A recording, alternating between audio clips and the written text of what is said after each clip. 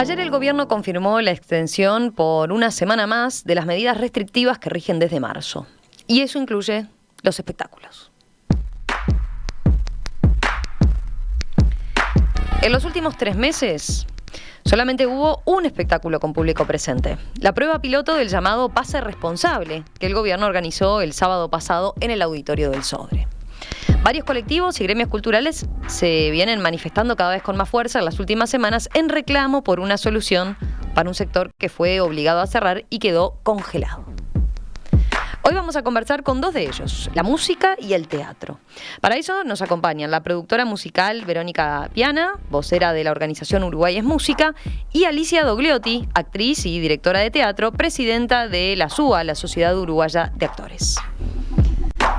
A las 2, gracias, bienvenidas, ¿cómo les va? ¿Qué tal? Muchas gracias.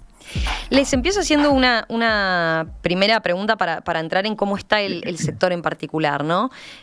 Contemos primero en qué situación está hoy la cultura nacional, particularmente en estos 2 sectores. Están parados desde marzo, recordemos, pero ya venían con aforos muy reducidos desde el año pasado, ¿verdad?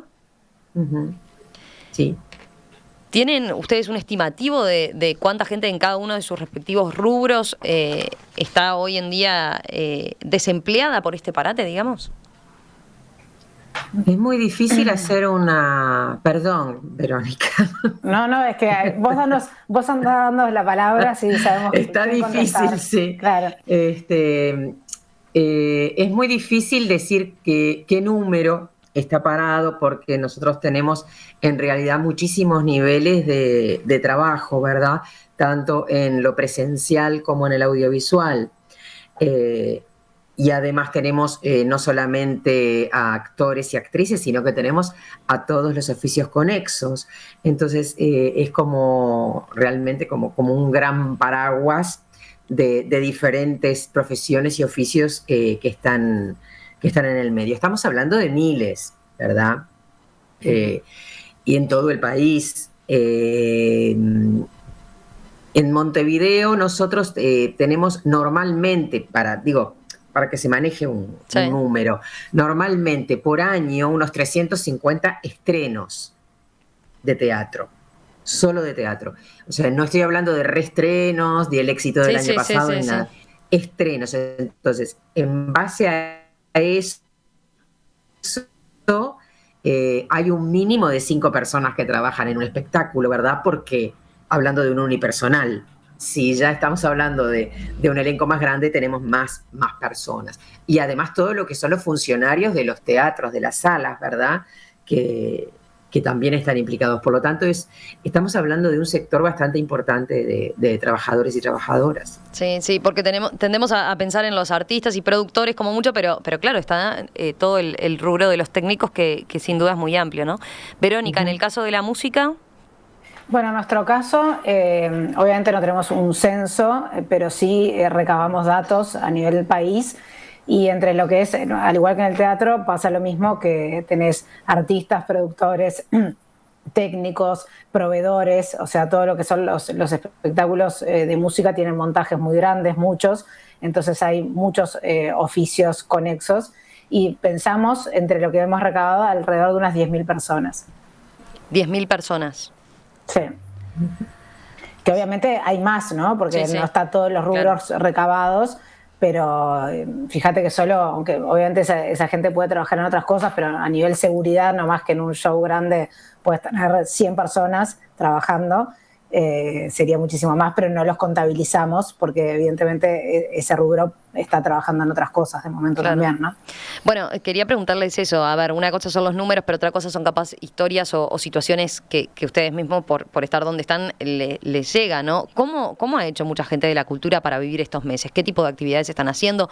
¿Cómo le están buscando la vuelta para poder pasar esta etapa de la pandemia? Creo que busca, que tenés tantas salidas como individuos haya, ¿verdad? Hay gente que ha hecho una reconversión, se ha ido a otros sectores a trabajar. Hay un sector importante que sigue trabajando en docencia a través de Zoom. Entendiendo también que es muy difícil la docencia en las artes porque a través del Zoom, digo, porque hay una limitación muy grande, lo que es el contacto, y no el contacto de tocarse, sino el contacto de la simultaneidad, ¿verdad? Del mirarse, del sentirse, del oler, del pasar frío, del pasar calor, ni que hablar la música, que tiene delay, o digo, es muy difícil. Nosotros queremos ensayar, por ejemplo, te doy un ejemplo, y queremos cantar una cancioncita simple y no lo logramos hacer porque cada uno tiene como una frecuencia diferente y no hay manera, o sea, es muy difícil. Todo esto que vemos de los músicos en Zoom y en Internet, es realmente hay un trabajo técnico atrás enorme por parte de todos los músicos y las músicas para poder entregar a veces unas piezas muy bonitas que decimos, ay, mirá uno con Zoom. No, pero todo eso requirió también muchísimo trabajo. Es muy difícil para nosotros el que nos saquen la presencialidad, ¿verdad?, para estos sectores. Sí, igualmente en el caso de la música se ha hablado mucho de los shows por streaming, pero fueron momentos puntuales, no solo acá, sino en el mundo. No es algo que se haya instalado, ni que sea realmente tan disfrutable por los artistas, ni tan consumido por el público. Bueno, ese es un aspecto, ¿no? Quizás en algún momento pensamos que bueno, que se venía el auge pero también es cierto que tenemos tanta virtualidad, ¿no? Que todos los espacios de la vida ocupados por mucho de la virtualidad, y uno dice, no estoy para, ¿no? Que eso puede pasar. Hay un cansancio también de ese vínculo permanente con la computadora hasta para acceder al arte, a la cultura. Obvio, además la cultura, la música, el teatro son situaciones de presencialidad, de conectar, de sentir la música, de ver una obra de teatro. No es algo, o sea, lo podés hacer, obvio, pero no es algo que el público, digo, nosotros, yo particularmente soy además de productora de espectáculos internacionales y nacionales, soy manager del Cuarteto de Nos, hicimos 2 streamings el año pasado para todo el mundo, pero bueno, cumplimos, lo hicimos, pero no fue ni la salida laboral, más allá de que obviamente haya generado ingresos, ni es algo que puedas repetir todo el tiempo porque no se sustenta ni para nosotros ni para el público.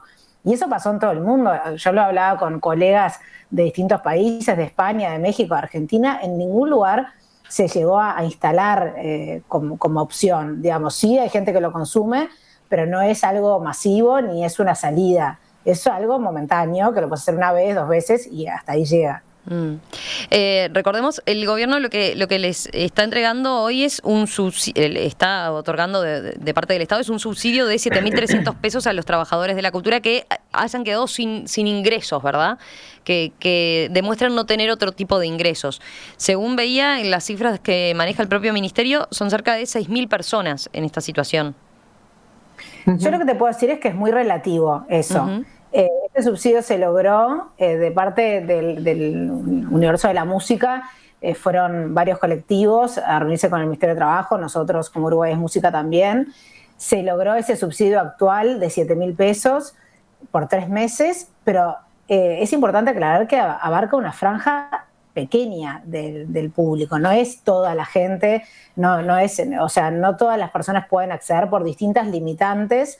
Y bueno, no deja, obviamente es mejor que nada, sin duda, pero convengamos que toda esa gente está sin trabajar y toda otra, porque también está el otro lado que se puede pensar menos, pero todos los que son empresarios o que son algún tipo de empresa que por eso ya no acceden, son los que mueven ese motor. Y esa gente, o sea, bueno, yo, por ejemplo, es el caso, estuvimos pagando impuestos todo el año pasado por no trabajar, adelantos de impuestos a la renta, BPS, un montón de cosas que pagamos todo el año sin trabajar.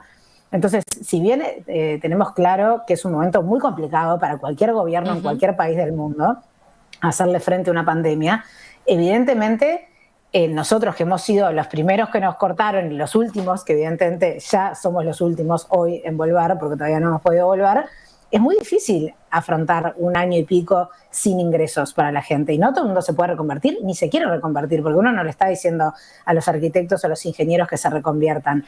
Es importante mencionar, en el caso de la música, que del sector, que es una industria de la música, porque no es solo un artista tocando una guitarra, o sea, todos esos montajes, esos shows enormes que ven, esas cosas de las que nos enorgullecemos cuando viene un artista internacional o cuando un artista de acá o triunfa en el exterior, toda esa gente se capacitó, los técnicos, los artistas, los proveedores, toda esa industria fue creciendo mucho en los últimos 20 años. Se capacitaron afuera, acá, o sea, hoy hay carreras de gestión cultural, de técnico de sonido, de luces, de todo, o sea, no es tan sencillo como decir reconviértanse, no queremos perder ese capital humano, claro, esa cadena de valor. Además, entonces, a ver, quienes optaron también por la reconversión, tampoco es un momento sencillo para reconvertirse, que uno diga, bueno, si no hay lugar en este rubro, es fácil ingresar a otro, ¿no? También. No es mágico reconvertirse tampoco. No es bueno, mañana empiezo, no sé, pongo un restaurante, no es así de sencillo, digamos, o sea, como que te tocara la varita mágica y te convirtieras en otra cosa. Uh-huh. Entonces... lo haces porque necesitas tener la comida arriba de la mesa, pero digo, no es obviamente que no puede ser ni el deseo ni la salida de ningún gobierno ni de ningún sector. Y vos estás hablando de un sector que bastante joven, digo, en términos de gestión, digo, son carreras jóvenes. Nosotros a nivel teatral, las carreras técnicas de iluminación, vestuario, escenografía, como carreras, existen hace añares, pero añares. Entonces, estamos hablando de gente que ya se jubiló, ¿verdad? Y que hizo carreras completas de 4 años, que hicieron sus posgrados en el exterior, que siguen trabajando a nivel teatral, que se han ido, que vuelven, y todas esas personas han quedado sin hacer nada, porque no es solamente la escenografía que puedes hacer en un teatro, sino que muchas veces, obviamente que todo el carnaval, por ejemplo, toda la industria, todo el carnaval, no es solamente el grupo que está arriba del escenario. Atrás del grupo que está arriba del escenario hay infinidad de trabajadores y trabajadoras haciendo miles de cosas. Y eso se cerró. El teatro infantil, por ejemplo, todo lo que es el teatro infantil, que es una zafra que se da en julio, que se ha ido achicando, que era un poquito más grande, eso ya va a ser 2 años que tampoco está. Y nadie habla de ese teatro, y ese teatro realmente es el motor para muchos grupos para que puedan financiar las obras de adultos, por ejemplo, y porque es como todo, y los músicos también hacen algo que les va a generar más dinero para poder producir algo que les requiere un poco más de esfuerzo, reinvertir. Nosotros somos sectores donde, muy especialmente el teatro, nuestro propio trabajo lo reinvertimos para generar el siguiente trabajo. Digo, no hay un patrón que sea el que dice, bueno, o un productor que diga, voy a invertir en esto para que tú produzcas. No existe. Nosotros trabajamos en un formato de cooperativa. Entonces, nuestro mismo dinero es el que financia lo que nosotros hacemos, incluso a través de Cofonte, por ejemplo. Eso se cobra, las entradas que se venden, pagan un impuesto, ese entra a Cofonte, que es quien nos da dinero para cuando nosotros nos presentamos, obviamente, ¿no? Y hay una selección, lo mismo con FONAM, y a partir de ahí se puede generar nuevos espectáculos. Entonces, es toda una maquinaria que se paró realmente, que es una maquinaria que además ha sabido generarse y cuidarse a sí misma. Por lo tanto, creo que el Estado tendría que tener un mayor cuidado, creo, para estos sectores. Alicia, pero en el caso del teatro, ¿cómo fue concretamente lo del subsidio? Es igual. Ya sé, pero ¿cuántos tenés una cifra más o menos de cuántas personas del rubro del teatro pudieron acceder al subsidio como tal? Digo por este requisito que se pedía, ¿no? Que se hayan quedado sin ingresos, que no tengan ningún ingreso formal, porque estoy pensando, por ejemplo... Nosotros presentamos 1.600 personas y fueron aprobadas unas 1.450, creo. Uh-huh. Porque estoy pensando, por ejemplo, director de teatro o el actor que quizás da clases en algún liceo o en algún colegio y por ahí ya tiene un ingreso formal, ese quedaba excluido en este caso, ¿no? Sí. Quedan excluidos todos aquellos que tengan más de una base de prestación de ingresos declarada en el BPS. Bien. O sea, 4.000 y algo de pesos. Eso nosotros lo hablamos cuando tuvimos la reunión con todas las gremiales, ¿verdad? Y el ministro, que era algo que habíamos observado el año pasado, que no se había tenido en cuenta, que nuestros sectores son sectores de pluriempleo. Nosotros tenemos, la gente no trabaja en un solo lugar, sino que trabaja en 4, en 5, con ingresos muy pequeños. Entonces, el año pasado, gente que ganaba 2.000 pesos quedó fuera. Y este año se mejoró eso, se subió un poquito. Este año se aprobó que se pudiera ingresar una franja que fuera con una base de prestación lo que estaba recibiendo. Y ahí nosotros el año pasado tuvimos 900 personas que fueron, nosotros como sector SUA, fue bastante más. Cada gremial, ¿verdad?, claro, administró sus afiliados. Sus afiliados no, su sector, porque va más allá de los afiliados. Y este año ya ese número pasó a 1.500 que sí llegaron a cobrar el subsidio. Igual hay perdón, Romina, una cosa que quería mencionar. Igual, por ejemplo, nosotros desde Uruguay es Música lo que estamos pidiendo es la reapertura urgente, porque nadie quiere ni le interesa vivir de subsidios. A la gente le gusta trabajar, hacer lo que hace y tener ingresos por a lo que se dedica. Entonces, los subsidios son para paliar un momento, bueno, en nuestro caso ya 1 año y pico, pero lo que imagino todos queremos, y sabemos, es volver a nuestro trabajo. Entonces, por eso desde Uruguay es Música y desde la cultura en general, pero bueno, voy a hablar por lo que me toca, lo que pedimos es la reapertura ya para que sea ecuánime el tratamiento con otros sectores que están a la par que el nuestro, incluso con muchos más riesgos, porque no tienen protocolos tan estrictos como los que aplicamos a los espectáculos para ingresar. Nosotros desde la Música lo hicimos el año pasado, desde julio hasta diciembre, hubo más o menos 100 shows y más de 150.000 espectadores. No hubo ningún caso, mientras que hubo trazabilidad, porque en el caso de los espectáculos tenés la trazabilidad, sabés quién compra la entrada, tenías todos los protocolos de ingreso, tenías que estar con tapabocas. Entonces, lo que pedimos es una reapertura urgente, porque no hay motivo, ni hemos tenido ninguna explicación, ni desde la Intendencia ni desde el gobierno, que vos no puedas estar mirando un espectáculo en el Sodre o en cualquier sala, butaca de por medio con otra persona, con el tapaboca puesta, pero sí puedas estar en un restaurante comiendo sin tapaboca con miles de personas alrededor, o en un shopping, o en un free shop, o en un club haciendo deporte. Entonces, no hay razón por la cual no se pueda volver a un aforo reducido del 30%, que evidentemente no da unos ingresos que permitan nada muy específico, pero permite que la rueda empiece a girar.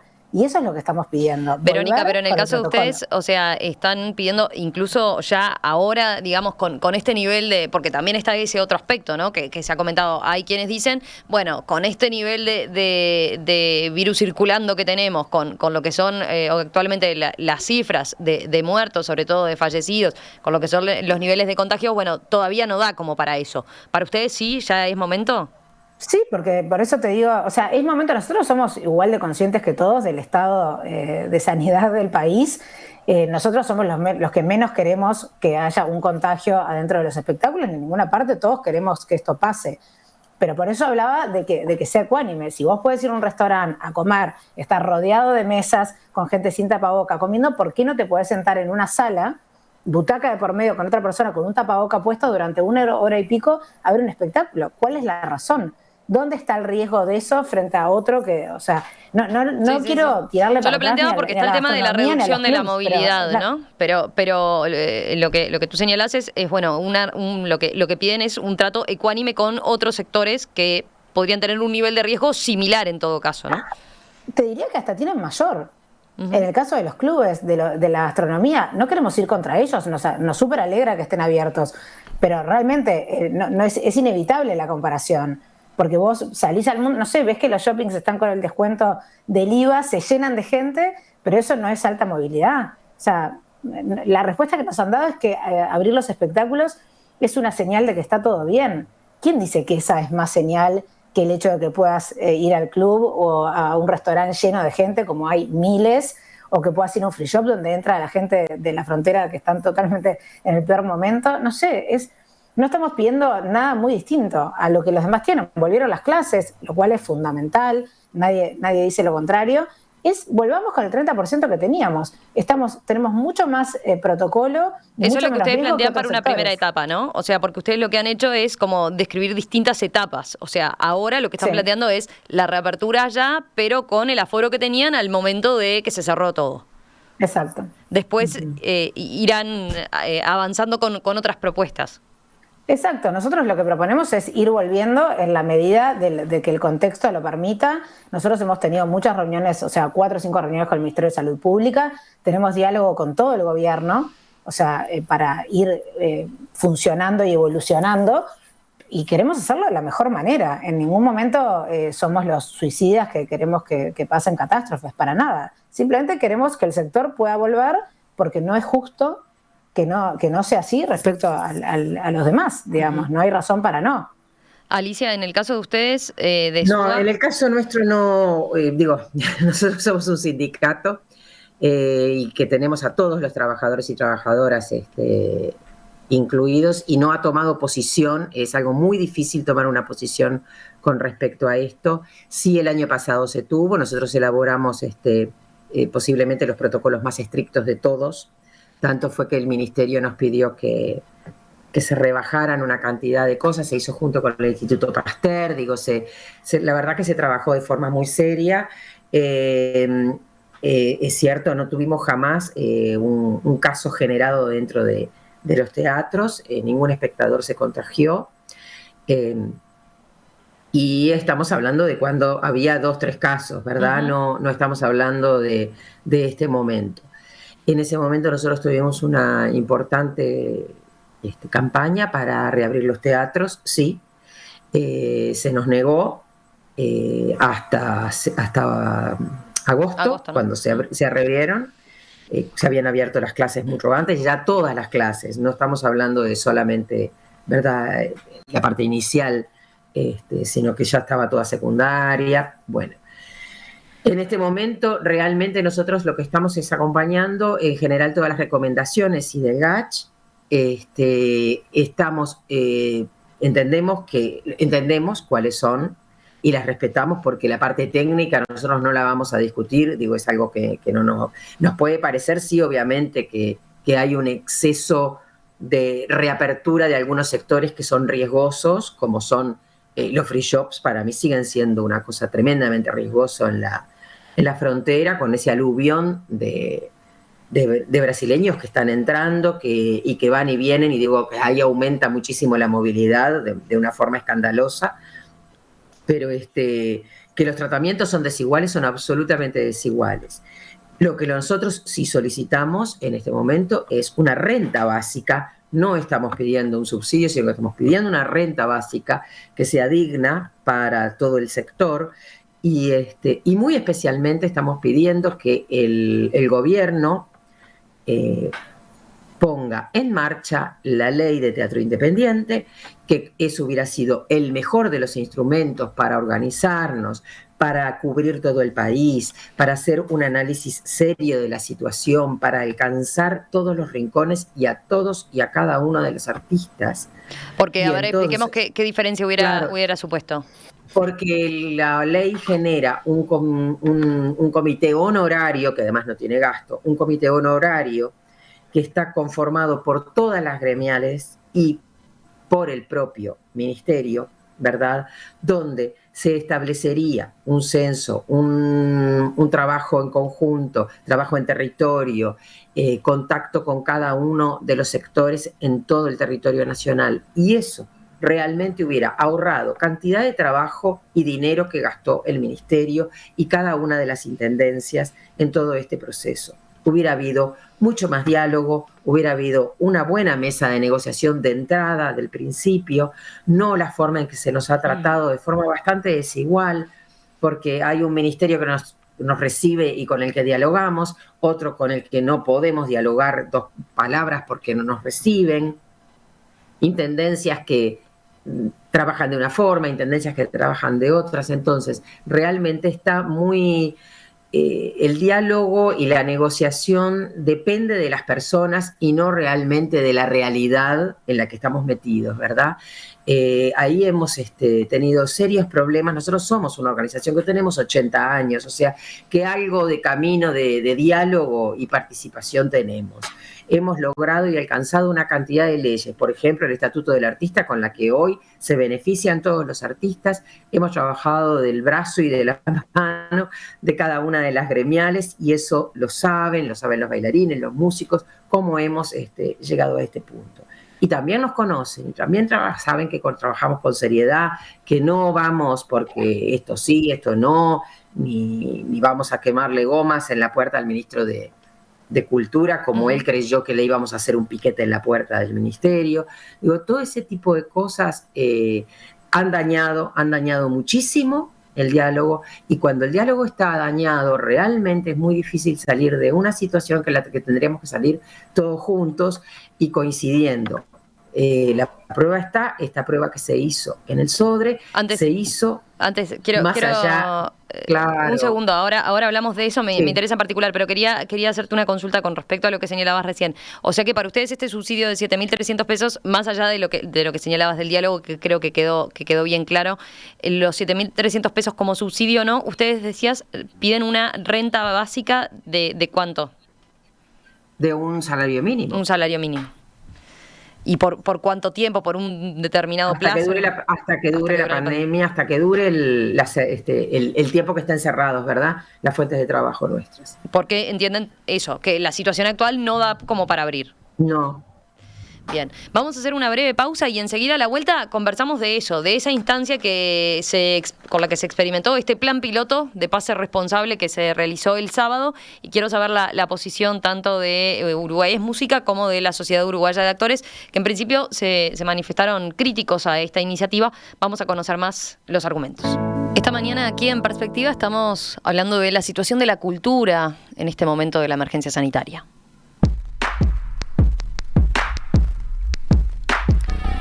Ustedes saben que el gobierno realizó una prueba del pase responsable pensando en la reapertura del sector, pero desde distintos gremios y algunos colectivos se han expresado en forma crítica a esta iniciativa.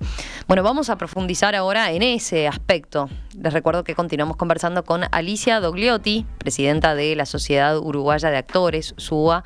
Alicia es actriz y directora teatral, y con Verónica Piana, vocera de Uruguay es Música, productora de música. Hablemos ahora sí del famoso pase responsable, que tanto ha dado que hablar, que, como yo decía en la introducción, recordemos, fue el único espectáculo que en los últimos 3 meses ahora tuvo público, ¿verdad? Y que permitió esa reapertura concreta. En ambos casos, ambos colectivos se han expresado de forma crítica y en ambos casos han marcado que se enteraron por la prensa. Voy a hablar por nosotros. Uruguay es Música. Dale, por Uruguay es Música. Nosotros en realidad no estamos, creo que hay 2 cosas que queremos dejar muy en claro, lo hicimos también el otro día en la conferencia. Nosotros no estamos ni a favor ni en contra del pase responsable. Nosotros queremos trabajar en conjunto con el gobierno para hacerlo de la mejor manera, para buscar las mejores soluciones para que ese pase sea realmente aplicable. O sea, nosotros somos los que llevamos adelante los espectáculos, somos los más indicados para opinar sobre si eso es viable o no, sobre si la logística es posible o no, si realmente es una solución o no lo es. O sea, no es que no estemos a favor, nosotros somos conscientes, como te digo, trabajamos tenemos colegas en distintas partes del mundo, estamos viendo qué se hace en todos lados y entendemos que los pases responsables, verdes o los certificados de vacunación son la vía de acceso actual a los espectáculos. Nosotros lo que queremos es tratar de contemplar todos los casos y de que eso sea aplicable. Lo que nosotros dijimos puntualmente sobre el planteo, porque no teníamos la información interna de cómo se iba a hacer, sobre el piloto que se hizo en el Sodre, es que lo que podemos decir desde afuera es que no es algo que después, o sea, que se proyecta a la realidad. Entendemos que lo que quisieron hacer fue, corroborar que la aplicación y la subida de la información a la app y demás funcionara.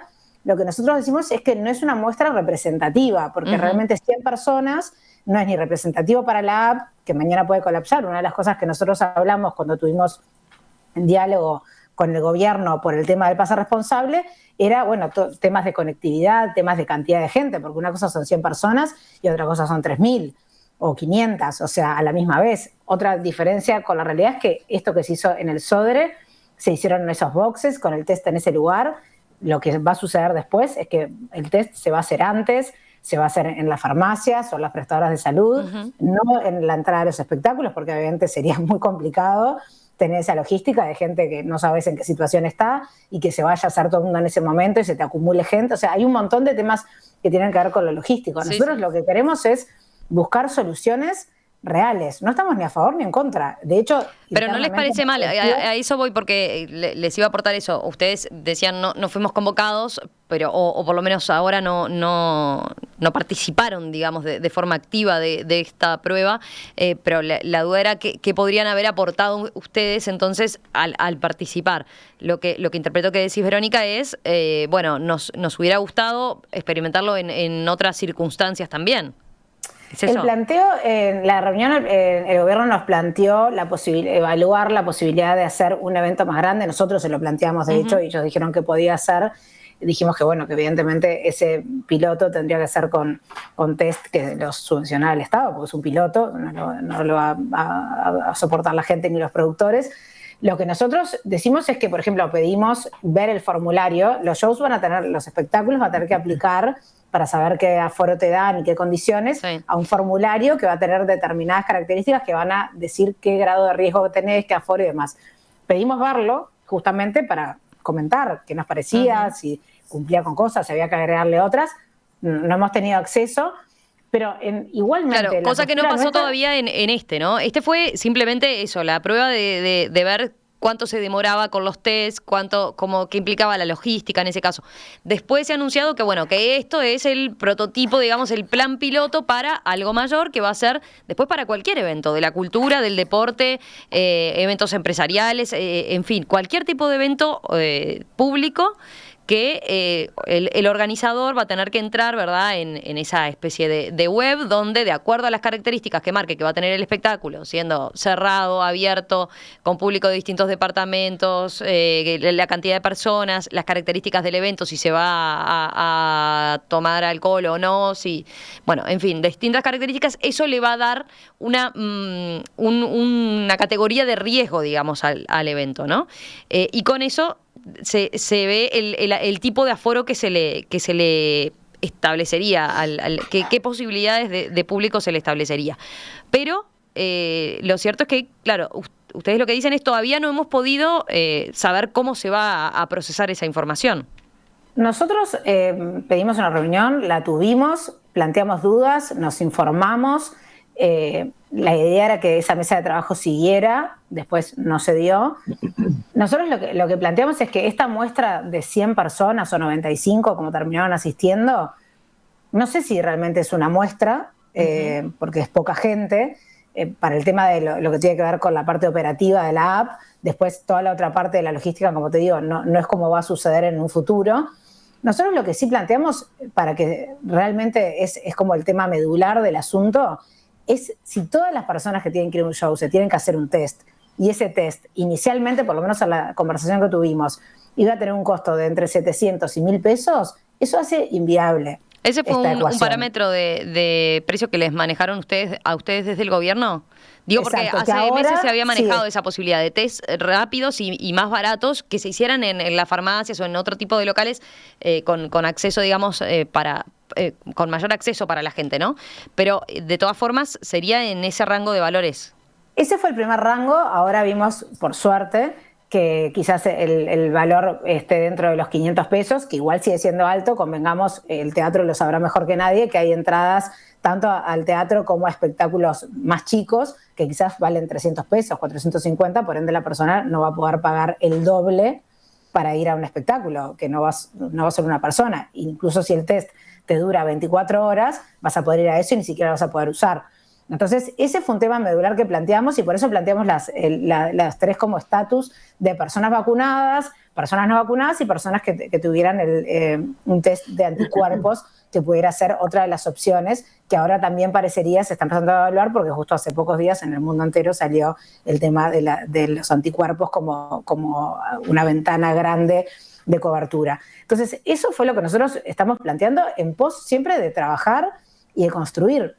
Nosotros no estamos ni a favor ni en contra de ningún caso, estamos a favor con de esas trabajar. distinciones que hacen entre vacunados, no vacunados, inmunizados porque hayan adquirido la enfermedad o personas que directamente optaron por no vacunarse, ¿qué es lo que plantearon en particular? O que no pudieron todavía, claro.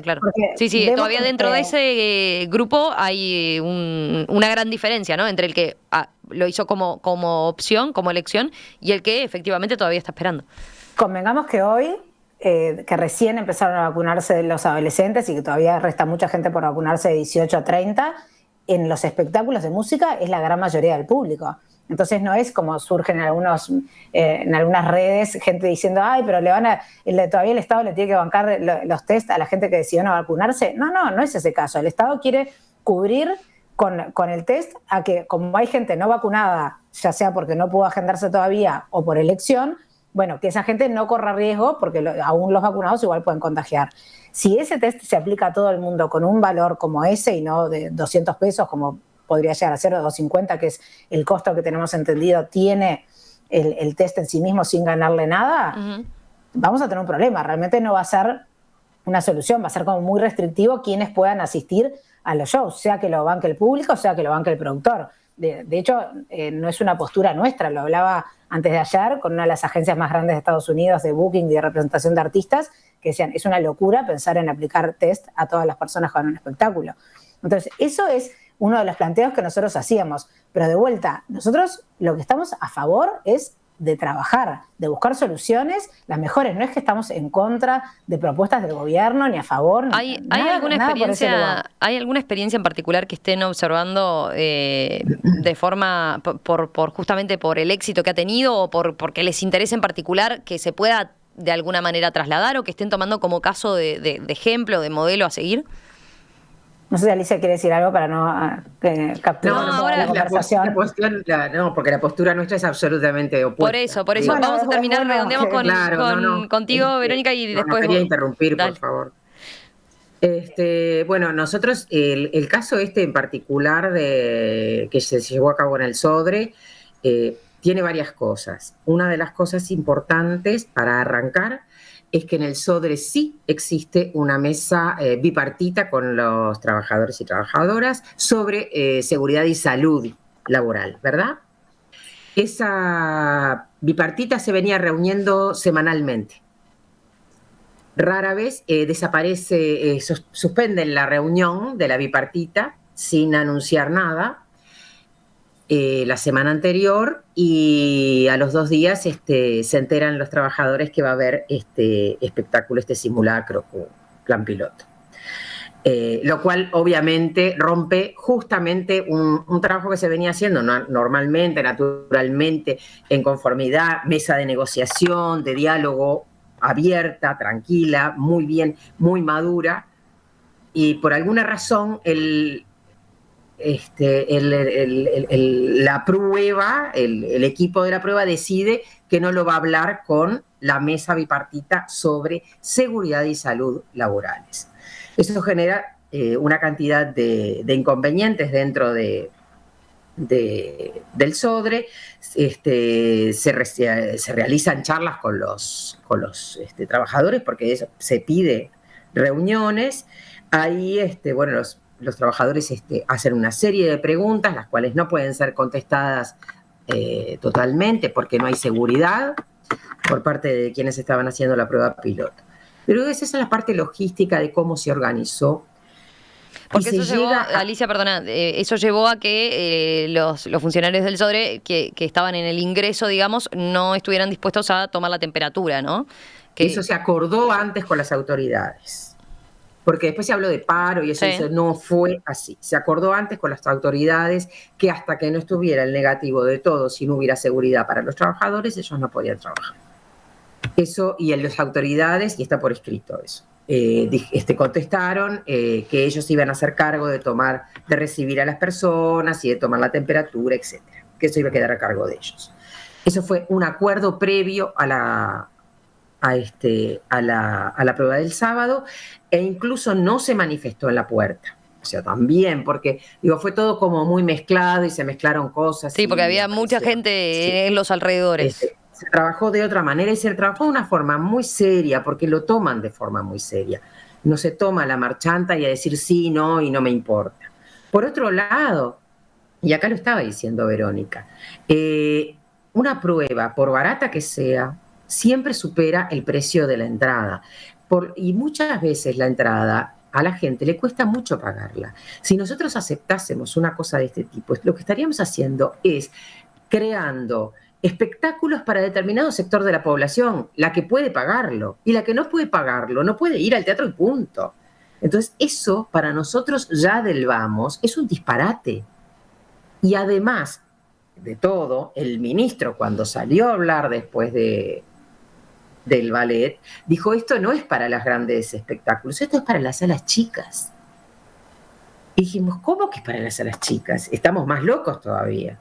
Las salas chicas no tienen la capacidad, ni de hacerse cargo de esos exámenes, ni de pedirle a su público que se haga cargo de esos exámenes. ¿Y cuál es? Ahora ella estaba hablando, por ejemplo, Verónica hablaba claramente de las franjas a donde van destinados cada uno de los espectáculos, ¿no? Ellos tienen franjas, por ejemplo, la gente más joven, los adolescentes, gente joven. El teatro también tiene sus franjas. Y el teatro tiene franjas de gente grande que yo ya lo he escuchado. Dice: yo no voy al teatro si me tengo que hisopar.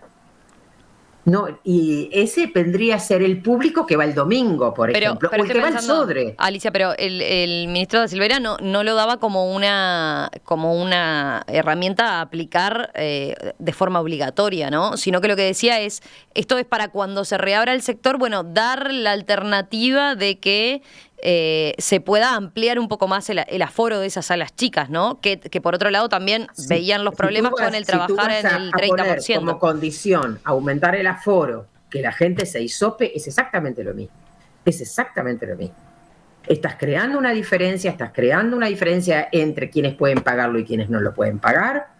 Estás diciendo, tienen que tener vacuna, es obligatoria la vacuna. O sea, en realidad, si nosotros seguimos manteniendo más o menos las medidas sanitarias que tenemos, nuestros aforos, con realmente lo que se hizo el año pasado, que fue exitoso, incluso se puede aumentar el aforo. Bueno, pero yo voy a eso, por eso capaz que no me expresé bien. Sin necesidad ni de hisopados, ni de vacunas, porque realmente las medidas sanitarias de la distancia, del no compartir el baño simultáneamente, toda la circulación que hay dentro del teatro, el aire, los tapabocas, hay una cantidad de medidas que se llevaron a cabo, la tomada de la temperatura en la puerta. Todo eso fue exitoso sin vacunas. No hubo ningún contagio.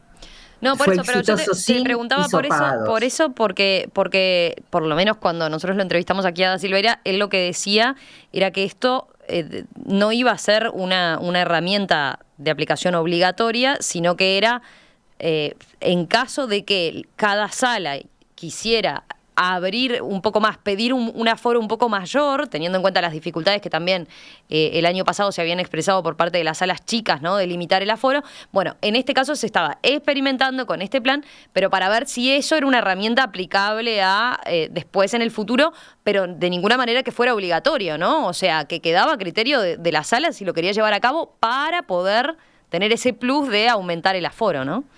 Perdón, Alicia, si me permitís un comentario. Eso te hace obligatorio. Sí, perdóname, Verónica. No.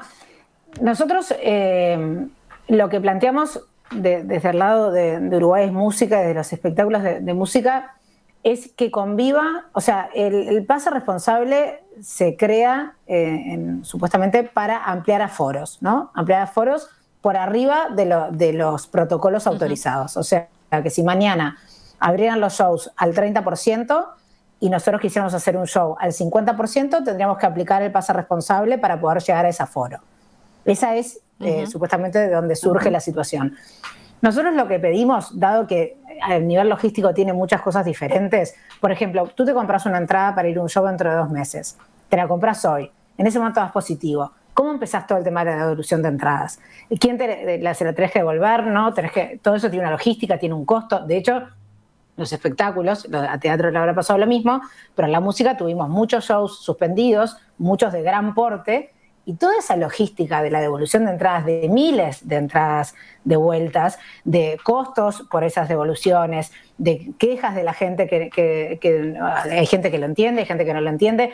Hay un montón de temas que son complejos, que si vos hoy te compras o sea, eso inhabilita el hecho de que vos te compres una entrada anticipada, que es como, por lo menos en la música viene funcionando hace muchos años, que vos ponés las entradas a la venta muchos meses antes, las entradas se terminan, ya no existe casi. En teatro quizás es diferente, pero en la música ya no existe que la gente compre la entrada el día del show o el día antes. Las entradas se venden con anticipación. Entonces, si yo me compro hoy en una entrada para un show de octubre, ¿y para qué me la voy a comprar si no sé si en el momento no me voy a tener que pagar un test que me sale capaz que lo mismo que la entrada, o me sale un 50% más que lo que me sale la entrada, no, tengo el tema de la devolución, me lo devuelven, no me lo devuelven? Hay un montón de cosas. De hecho, nosotros hemos trabajado con defensa del consumidor, porque a veces se defiende al consumidor, pero no se piensa en los organizadores, que también tienen otro montón de temas no legislados que son importantes. Pero, entonces, y ahí, Verónica, ¿cuál sería la solución que ustedes encuentran para eso? Nosotros lo que pedimos es que vayan aumentando los aforos protocolizados a la par que se termina de resolverlo al pase responsable o que exista el pase responsable. Si la coyuntura está como para que los shows tengan un aforo del 50%, entonces que los tengan. Y que vos, si quieres hacer del 75%, perfecto, apliques al pase responsable, que verá cómo se termina de implementar, con qué costos, de qué manera, con accesos de los 3 estatus como planteamos nosotros o no.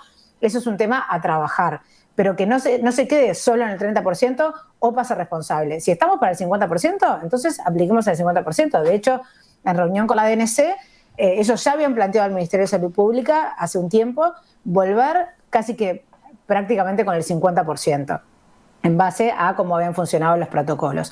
Y no nos olvidemos que a partir de septiembre, por lo menos en los espectáculos de música, vuelve la temporada al aire libre. Entonces, nosotros presentamos en verano, porque no se pudo, porque recién a mitad de enero volvieron a aprobarse los shows con protocolo mínimo. Habíamos presentado un protocolo al aire libre en diciembre, volvimos a hablarlo a fines de enero y terminaron sacando un protocolo que no era tal, digamos, de posibilidades al aire libre a fin de la temporada. O sea, realmente es como muy complejo el delay que estamos teniendo. Entonces planteamos como alternativas, nuestros planteamientos siempre son en pos de solucionar y de generar alternativas para que el sector vuelva a trabajar. Esa es nuestra postura. No nos importa ni lo partidario. Quiero aclarar esto porque mediáticamente está todo como muy llevado permanentemente a la brecha partidaria, de si es en contra del gobierno, a favor del gobierno. Nosotros de Uruguay es Música hemos sacado cartas públicas al presidente y a la intendencia, a la par, con las críticas o reclamos correspondientes a cada uno. Dentro de Uruguay es Música hay gente de todos los colores, de todos los partidos, y si hay algo que prima es que eso no importa.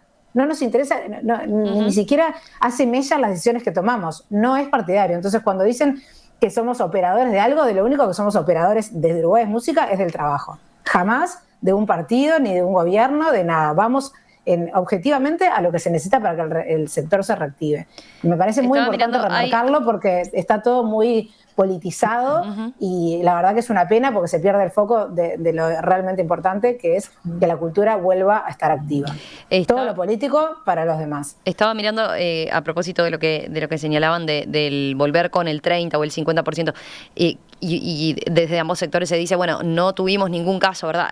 Lo que plantean algunos oyentes es, bueno, pero hoy la situación es otra, ¿no? Cambió. Hoy el rastreo lo hemos perdido. ¿Dónde quedó el rastreo aquel que hacíamos en aquella época, no? ¿Y dónde quedó el rastreo en un club o en un restaurante? ¿Por qué sí? ¿Por qué sí el restaurante lleno de gente y no un espectáculo que estás con tapabocas, sentado, butaca de por medio, o 2 butacas sí, 2 butacas no, mirando para adelante un músico en vez de mirar la barra de un restaurante? Verónica, lo último que me quedaba era lo que te había señalado respecto a, ¿están tomando algún ejemplo en particular, alguna buena práctica de lo que se ha hecho en otros países que ya están con una situación sanitaria mejor y por lo tanto se han empezado a dar más espectáculos? Y mira, fíjate que por ejemplo, España es muy diferente cómo funcionan las distintas ciudades, pero en Madrid, por ejemplo, funcionaban los teatros al 75% por decisión de la alcaldesa del Ayuntamiento de Madrid, que siempre estuvo al 75%, porque dieron prioridad a ese tema, porque los protocolos funcionaban y funcionaban y no pasó nada. De hecho, había toque de queda, no podías estar en un restaurante a las 10 de la noche, pero sí podías estar en un teatro.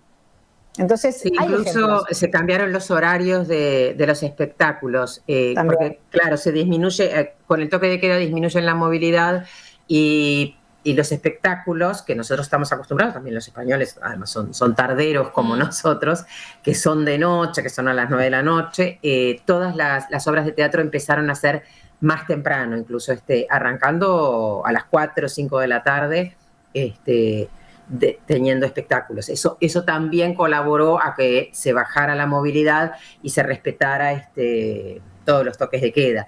Y además ellos también hay un tema de movilidad que no pueden pasar de una región a otra, no es tan fácil. Uh-huh. Había amigos que decían, a mí me resulta más fácil salir del país que moverme adentro de España, porque también hay toda una política justamente que tienen entre las provincias, ¿verdad? Que varía de un lado a otro. Pero son medidas que se han aplicado de forma diferente.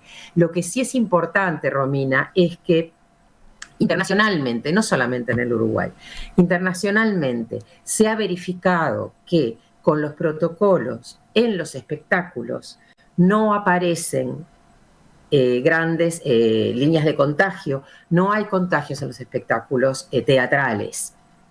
No sé en los conciertos al aire libre, grandes, eso ya no me entro, pero sí en los espectáculos, en los teatros. Entonces creo que es importante poder verlo de forma global. Hay cosas que de forma global las podemos ver y otras que no, porque también tenés que entender lo que es la realidad económica del Uruguay a lo que puede ser la realidad económica de Nueva Zelanda, o de Israel. No es lo mismo, o de Israel, que un pase no es lo mismo, o que alguien pague o que el Estado se haga cargo, no es lo mismo en Israel que en Uruguay o que en Ámsterdam. Son cosas completamente diferentes. Hay que verla a la luz de cada uno de esos lugares y poder tener las buenas prácticas, tomar las buenas prácticas de esos lugares según nuestro lugar.